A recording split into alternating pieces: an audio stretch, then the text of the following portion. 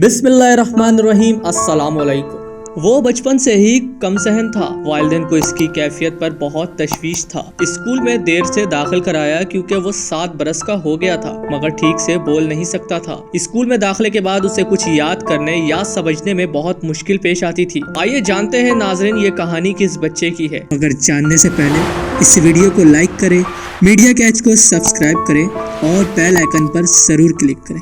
School में असातिज़ा समझा के तंग आ गए। वो मौसीकी का बड़ा शौक रखता था। जैसे तैसे तालीम हासिल करके टीचर की जॉब की कोशिश की, इसमें भी नाकाम रहा। अजीब कुड़मगज इंसान था, लेकिन इसी कुड़मगज को तारीख ने इंसानी तारीख के ज़हीन तरीन अफराद में शामिल किया। जी हाँ नाज़रीन, मैं बात कर रहा हूँ आइंस्टाइन की। आइंस्टाइन को दुनिया के ज़हीन तरीन इंसानों में शुमार किया जाता है। इसी वजह से इसकी मौत के बाद इसके दिमाग को इसके खोपड़ी से तहकीकात के लिए निकाल लिया गया, ताकि ये पता लगाया जा सके कि इसके दिमाग में आखिर ऐसी कौन सी बात थी जो दूसरों के दिमाग में नहीं थी। आइंस्टाइन जर्मनी में एक मुतवस्सित घराने में पैदा हुआ। इसने रियाजी और तबियात के मैदानों में इंतहाई गैर मामूली नजरियात पेश किए, जिन्होंने साइंसी दुनिया को बदल कर रख दिया। आइंस्टाइन की जिंदगी में बड़ी तब्दीली उस वक्त आई जब उसे मैक्स तालबूत नामी एक उस्ताद ने पढ़ाना शुरू किया। तालबूत खुद इस जमाने में मेडिकल का स्टूडेंट था और कभी कभार खाना खाने आइंस्टाइन के घर आ जाता था। तालबूत ने बहुत दिलचस्प अंदाज में रोशनी के बारे में बताया।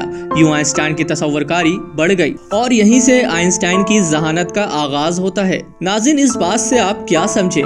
जी नाज़रीन, किसी बच्चे को ज़हीन बनाने में उस्ताद का किरदार बहुत ज्यादा होता है। फिर आइंस्टाइन ने ग्रेजुएशन कर ली। इसने पहले उस्ताद की हैसियत से पढ़ाने की कोशिश की, मगर उसे मुनासिब नौकरी नहीं मिल सकी, तो मजबूरन एक ऑफिस में क्लर्क भर्ती हो गया। यहाँ उसे ज्यादा सोच विचार का वक्त मिल जाता था। हमारे यहाँ भी नाज़रीन सरकारी दफ्तरों में बहुत वक्त होता है, मगर मुलाजमिन सोच विचार में नहीं बल्कि सोने में वक्त गुजार देते हैं। खैर, आइंस्टाइन बहुत गौर व फिक्र करने वाला था और इसी आदत ने उसे काबिल कर दिया कि उसने 1905 में एक साथ 4 मकाले पेश कर डाले, जिसमें photo electric, Brownian motion, mass and energy, theory of relativity शामिल है। नाज़रीन, मैट्रिक में E=mc², ये आइंस्टाइन की दरियाफ्त है। इस नजरिए में इतना बड़ा कानून कुदरत बयान किया गया है कि जिसकी वजह से आज की जदीद दुनिया की तश्कील हुई। नाज़रीन, इन मकालों के बाद इनको दुनिया के कई जगह पढ़ाने के लिए बुलाया जाता था। ताहम 1914 में वो इस उम्मीद पर कि उसे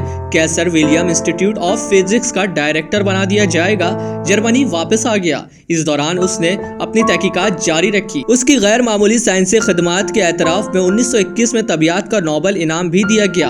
1933 में जर्मनी में हिटलर की हुकूमत आने के बाद आइंस्टाइन जर्मनी से अमेरिका मुंतकिल हो गया। अमेरिका आने के बाद उसे वहां खुलकर साइंसी तहकीकात का मौका मिला। सिर्फ 2 साल में उसे अमेरिका की शहरियत दे दी गई। दूसरे जंग अजीम में भी उन्होंने बहुत से खदमात सरअंजाम दिए। नाज़रीन, ये आइंस्टाइन ही था जिसके तहरीक के ताउन से अमेरिका के लिए एटम बम बनाना मुमकिन हुआ और उसे 1945 में जापानी शहरों नागासाकी और हिरोशिमा पर फेंका गया। 1952 में उसे इसराइल के सदर का ओहदा भी पेश किया गया, लेकिन उसको इसमें कोई दिलचस्पी नहीं थी। आइंस्टाइन की दिलचस्पी का मौजू रोशनी से था।